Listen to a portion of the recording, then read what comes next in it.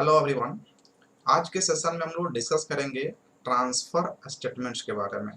वह स्टेटमेंट्स जो प्रोग्राम के एग्जीक्यूशन के ऑर्डर को ट्रांसफर करके कंट्रोल कर सकता है उसे कहते हैं ट्रांसफर स्टेटमेंट्स। और इसमें हम लोग पढ़ेंगे ब्रेक स्टेटमेंट्स के बारे में, कंटिन्यू स्टेटमेंट के बारे में और पास स्टेटमेंट्स के बारे में। इन तीनों स्टेटमेंट्स को ट्रांसफर स्टेटमेंट की कैटेगरी में रखा गया है।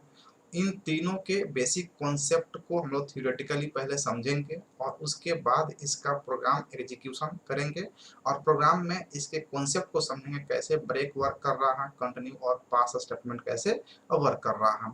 जैसे प्रीवियस सेशन में हम लोग कंडीशनल स्टेटमेंट पढ़ चुके हैं जिसमें इन चारों स्टेटमेंट्स के बारे में डिटेल्स हम लोग देख चुके हैं।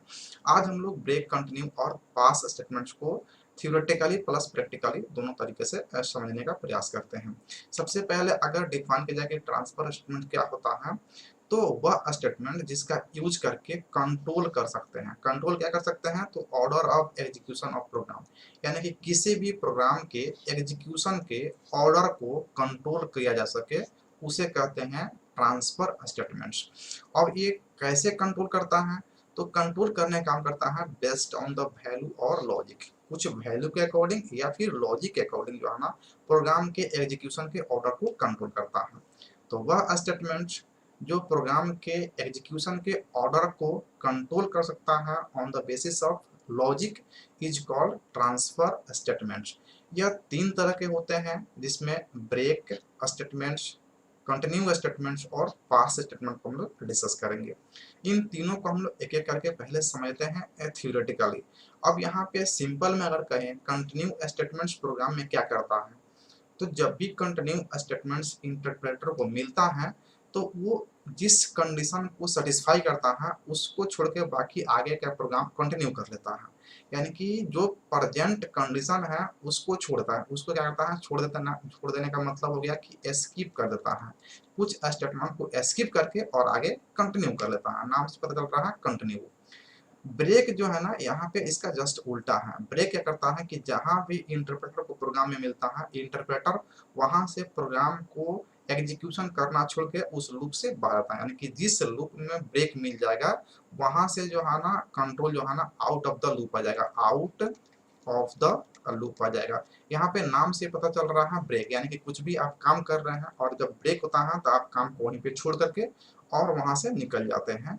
ठीक उसी प्रकार से यहाँ पे ब्रेक स्टेटमेंट काम करता है। जैसे ही ब्रेक मिलता है प्रोग्राम में तो जिस लूप में मिलेगा वहां से जो है ना वो काम को बंद करता है और लूप से बाहर जाता है।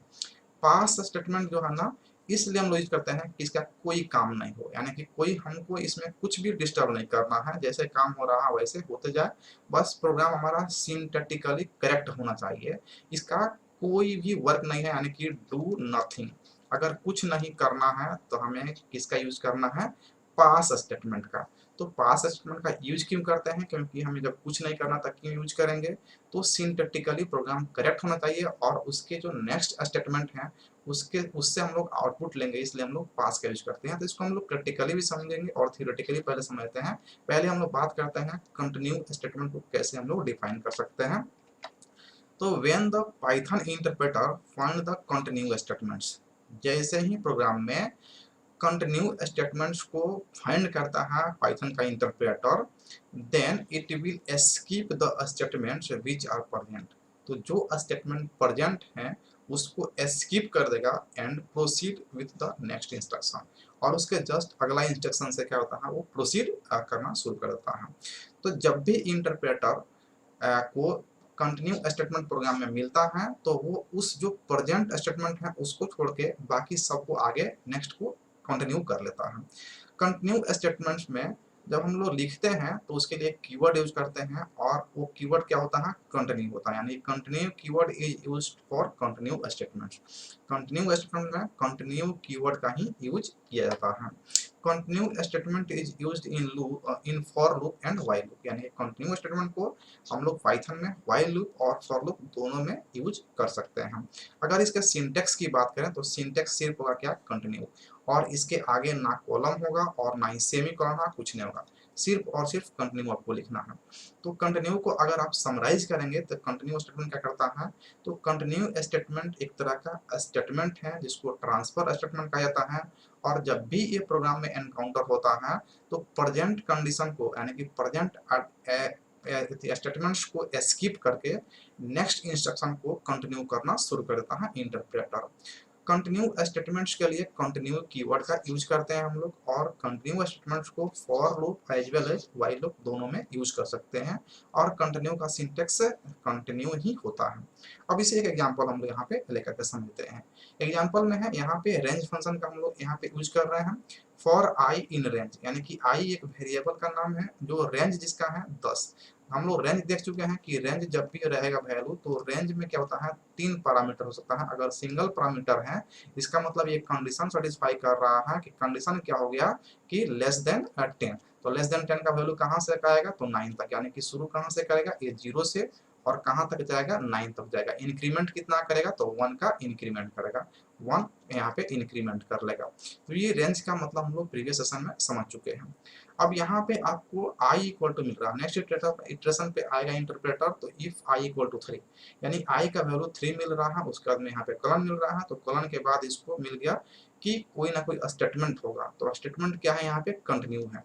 तो कंटिन्यू स्टेटमेंट का मतलब हो गया कि अगर i इक्वल टू 3 है तो कंटिन्यू कर लीजिए, प्रिंट वैल्यू ऑफ आई। तो आई का वैल्यू कहाँ से उठा रहा है, स्टार्ट कहाँ से कर रहा है रेंज फंक्शन, 0 से। तो हमें क्या प्रिंट करने वाला है, तो वैल्यू ऑफ आई, यानी कि वैल्यू ऑफ आई हमें क्या मिलने वाला है, value of I is equal to क्या मिलने वाला है। तो सबसे पहले तो रेंज उठाया कहाँ से, 0 से, 0 चेक किया कि आई क्या 3 के बराबर है, तो नहीं, तो प्रिंट करेगा। फिर आई का वैल्यू क्या प्रिंट करेगा, 1, एक इंक्रीमेंट करेगा, फिर 2, और फिर जब 3 पर आएगा तो देखेगा कि आई क्या है, आई का वैल्यू 3, तो 3 इज इक्वल टू 3 है, यस कंडीशन इज ट्रू। जैसे ही कंडीशन ट्रू होगा तो कंटिन्यू कर लेगा, दैट मीन्स कि अब प्रिंटिंग नहीं करेगा, अगला इटरेशन पे चल जाएगा। अब क्या प्रिंट करेगा, 3 को छोड़ देगा और 4, फिर 5, 6, 7, 8 और 9, 9 मतलब 10 से 1 कम। तो यहाँ पे क्या मिस कर दिया, क्या स्किप कर दिया, 3 को स्किप कर दिया। क्यों स्किप किया, क्योंकि हम लोग क्या किए कि यहाँ पे कंडीशन पुट किए कि जब भी i इक्वल टू 3 होगा तो कंटिन्यू कर लो, दैट मीन्स कि प्रिंट मत करो। तो यहाँ पे इस तरह से जो है ना कंटिन्यू स्टेटमेंट काम करता है। हम लोग इसको प्रोग्राम में लिख करके अभी एग्जीक्यूट करके देखेंगे। नेक्स्ट हम लोग कहा है ब्रेक स्टेटमेंट। तो ब्रेक स्टेटमेंट जिस प्रकार से कंटिन्यू स्टेटमेंट में लिखते हैं हम लोग, ठीक उसी प्रकार से ब्रेक कीवर्ड का यूज करके ब्रेक स्टेटमेंट भी लिखते हैं। The break statement is used to terminate the loop, यानी कि जैसे ही ब्रेक स्टेटमेंट मिलता है तो ये लूप को ही टर्मिनेट कर देता है, वहीं पे रोक देता है। कंटिन्यू में क्या था कि प्रेजेंट कंडीशन को छोड़ करके कंटिन्यू कर लीजिए, लेकिन ब्रेक क्या करता है कि जैसे ही मिलेगा वो लूप से बाहर आ जाएगा control. The control of the program will come out from the loop when break statement encounter, यानी कि जैसे ही ब्रेक स्टेटमेंट मिलता है ये कंट्रोल जो है ना लूप से बाहर आ जाएगा। और ब्रेक स्टेटमेंट के लिए ब्रेक कीवर्ड का हम लोग यूज करते हैं। सिंटेक्स इसका देखेंगे तो सिंटेक्स में हम लोग लिखते हैं क्या, ब्रेक। इस तरह से हम लोग क्या लिखते हैं, ब्रेक। इसका एग्जाम्पल देखेंगे तो एग्जाम्पल में फॉर आई इन रेंज 10, यानी कि सेम एग्जाम्पल लिए हैं, यहाँ पे वहाँ पे उस एग्जाम्पल में कंटिन्यू था, यहाँ पे क्या है, ब्रेक। अब इसका आउटपुट क्या हो सकता है, इफ आई इक्वल टू 3 है, ब्रेक है, वैल्यू ऑफ आई प्रिंट करना है। तो वैल्यू ऑफ आई यहाँ पे हम प्रिंट कर रहे हैं, वैल्यू ऑफ आई, आई का वैल्यू क्या क्या प्रिंट कर सकता है। तो चूंकि रेंज है तो रेंज का वैल्यू कहाँ से शुरू करेगा, 0 से कहाँ तक जाएगा, तो 9 तक। कितना का इंक्रीमेंट करेगा, तो 1 का इंक्रीमेंट करेगा, 1 का इंक्रीमेंट करेगा। तो 0 से शुरुआत करेगा। तो i का वैल्यू जब 0 लेगा तो i का वैल्यू 0, यानी कि 0 इज इक्वल टू 3, तो नहीं, इक्वल टू 3 नहीं है तो यहाँ पे 0 प्रिंट कर देगा। क्या उसके बाद में 1 इंक्रीमेंट करेगा तो 1 हो जाएगा, 1 इक्वल टू 3, तो नहीं, तो फिर 1 यहाँ पे प्रिंट कर देगा। फिर यहाँ पे इंक्रीमेंट करेगा, 2 हो जाएगा, 2 इज इक्वल टू 3, तो नहीं, तो फिर यहाँ पे आपको 2 प्रिंट कर देगा। फिर इंक्रीमेंट करके ये 3 हो जाएगा, इक्वल टू 3, तो क्या 3 is equal to 3, yes condition is true, यानी कि ये कंडीशन क्या हो गया, ट्रू हो गया। अब ये ब्रेक स्टेटमेंट इसको मिलेगा, जैसे ही कंडीशन ट्रू हुआ ब्रेक स्टेटमेंट पे आएगा, और ब्रेक देखते ही कंट्रोल लूप से बाहर आ जाएगा, यानी कि काम करना बंद कर दिया और हमारा आउटपुट इतना ही रह गया। यानी कि जो हमारा आउटपुट मिला इस केस में सिर्फ 0, 1 और 2 मिला।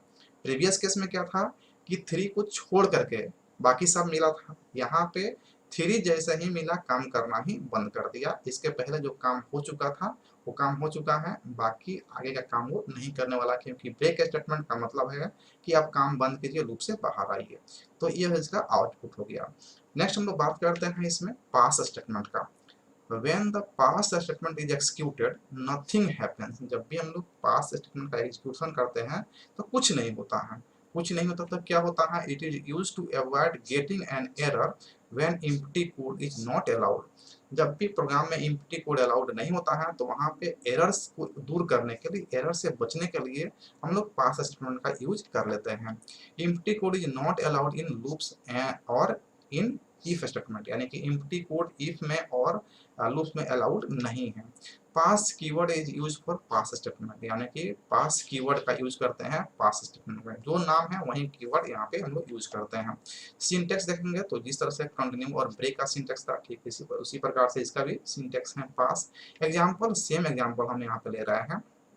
यहाँ पे 10, तो इसका भी स्टार्टिंग कहाँ से करेगा? रेंज 0 से कहाँ तक जाएगा? तो 9 तक। इंक्रीमेंट कितना कराएगा? तो 1 का इंक्रीमेंट यहाँ पे करते जाएगा, और हर बार जो है ना इंक्रीमेंट 1 का ये करेगा।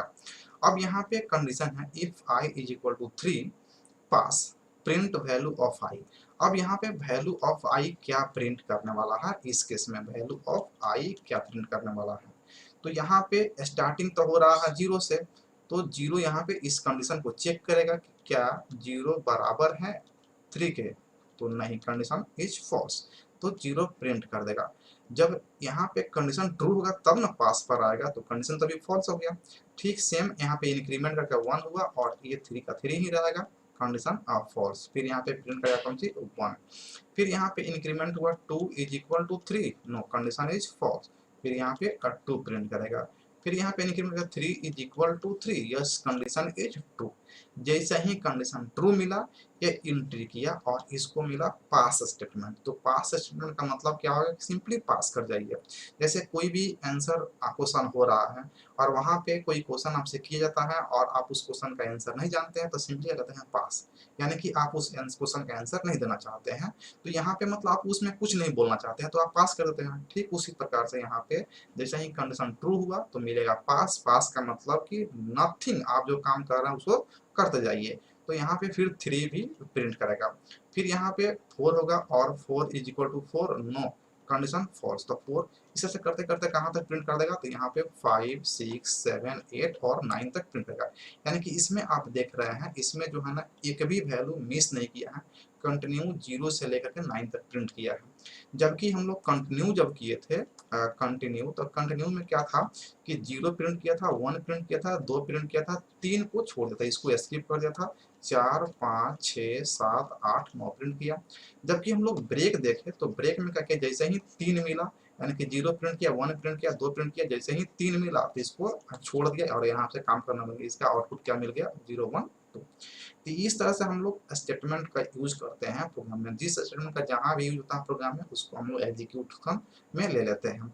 अब इसको हम लोग प्रैक्टिकली जो है ना अपने इंटरप्रेटर पे लिखते हैं, प्रोग्राम को एग्जीक्यूट करते हैं कि कैसे हमारा जो है ना पास स्टेटमेंट काम करता है, कैसे ब्रेक स्टेटमेंट काम करता है और कैसे कंटिन्यू स्टेटमेंट काम करता है। अब हम लोग आ गए हैं इंटरप्रेटर पे और यहाँ पे हम लोग कंटिन्यू, ब्रेक और पास स्टेटमेंट का एग्जाम्पल देखेंगे। एग्जीक्यूशन के द्वारा प्रोग्राम को लिखेंगे, एग्जीक्यूट करेंगे और उसके आउटपुट को हम लोग एनालिसिस करेंगे किस तरह का आउटपुट इसका आ रहा है। तो सबसे पहले हम लोग कंटिन्यू को ही कर लेते हैं।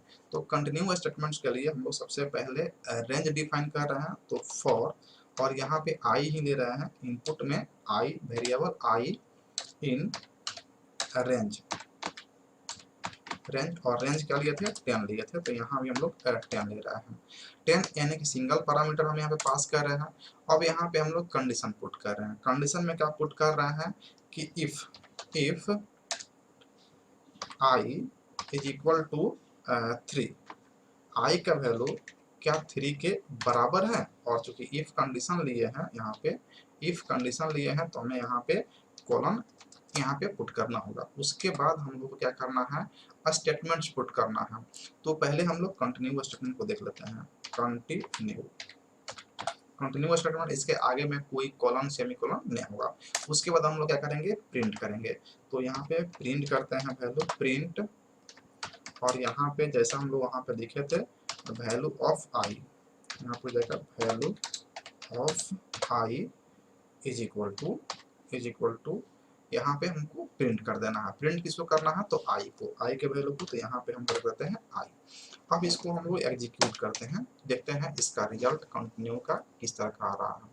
ये हमारा जो है ना प्रोग्राम एग्जीक्यूट हुआ, और एग्जीक्यूट करने के बाद यहाँ पे सिंटेक्स एरर बताया एक्सपेक्टेड, यानी कि कॉलन जो है ना यहाँ पे एरर है, यानी कि यहाँ पे जो रेंज हम लोग दिए हैं यहाँ पे कॉलन आपका छूट गया है, इसलिए जो है ना ऐसा आ रहा है।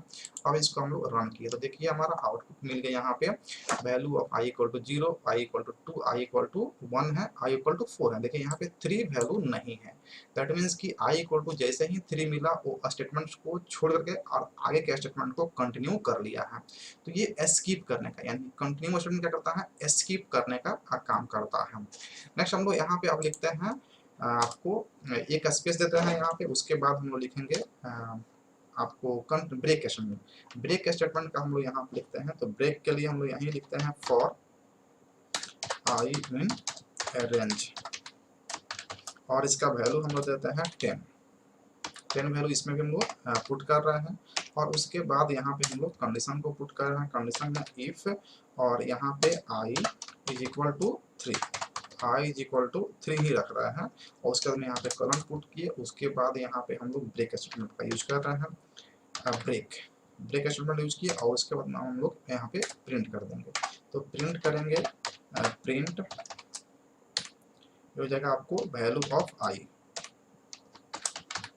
Value of I is equal to, और यहाँ हो जाएगा आई। अब इसको हम लोग एग्जीक्यूट कर रहे हैं, तो यहाँ पे आपका जो वैल्यू आ जाएगा, आप देखिए यहाँ पे 9 तक प्रिंट किया है, और उसके बाद इसका वैल्यू क्या है 0 1 2, बीच में हम यहाँ पे स्पेस दे रहे हैं, जिससे कि हमें पता चले कि यहाँ पे हमको आउटपुट मिल रहा है ब्रेक का। तो यहाँ पे एक प्रिंटफ हम यहाँ पे यूज कर ले रहे हैं, प्रिंट, और यहाँ पे वैल्यू कुछ नहीं दे रहा है, जिससे कि एक हमको स्पेस मिल जाएगा। और अब इसको एग्जीक्यूट कर रहे हैं, तो देखिए एग्जीक्यूट किया तो यहाँ पे स्पेस मिल गया, और ये ब्रेक का आपका आउटपुट है 0 1 2। जैसे ही 3 उसको मिला, ब्रेक मिला, उसके बाद में काम करना बंद कर दिया और लूप से बाहर आ गया, तो 0 1 2 इसका ब्रेक का आउटपुट आपको मिल गया। ठीक उसी प्रकार से हम लोग यहाँ पे लिख लेते हैं आपको पास के लिए। तो पास के लिए हम लोग यहाँ पे कंडीशन वहीं सेम यहाँ पे कॉपी पेस्ट कर देते हैं, एक स्पेस मिल जाएगा, और रेंज यहाँ पे ब्रेक की जगह पे क्या लगा देते हैं, यहाँ पे पास कर देते हैं, और इसका आउटपुट हम लोग देखते हैं। तो इसका आउटपुट यहाँ पे रन करते हैं, और इसका हमको आउटपुट मिल गया। आप देखिए यहाँ पे एक स्पेस मिल गया, पहले वाला आउटपुट देखिए यहाँ पे 0 1 2 है, 3 छोड़ दिया, एक कंटिन्यू का है, 0 1 2 ये ब्रेक का है, और यहाँ से स्पेस के बाद जो है ना आपको पास का मिला, इसमें कुछ भी मिस नहीं करेगा, 0 1 2 3 4, उसके बाद में आपको 5 6 7 8 9 तक यहाँ पे मतलब सिंपली पास मिला। तो आप काम कंटिन्यू करते जाइए, कुछ भी आपको छोड़ने की जरूरत नहीं है। तो हम लोग देखें यहाँ पे कंटिन्यू में जो स्टेटमेंट मिलता है उसको छोड़ करके स्किप करके आगे कंटिन्यू कर लेता है, ब्रेक जहाँ भी मिलता है लूप से बाहर आता है कंट्रोल, और पास कोई भी चेंजिंग नहीं करता है।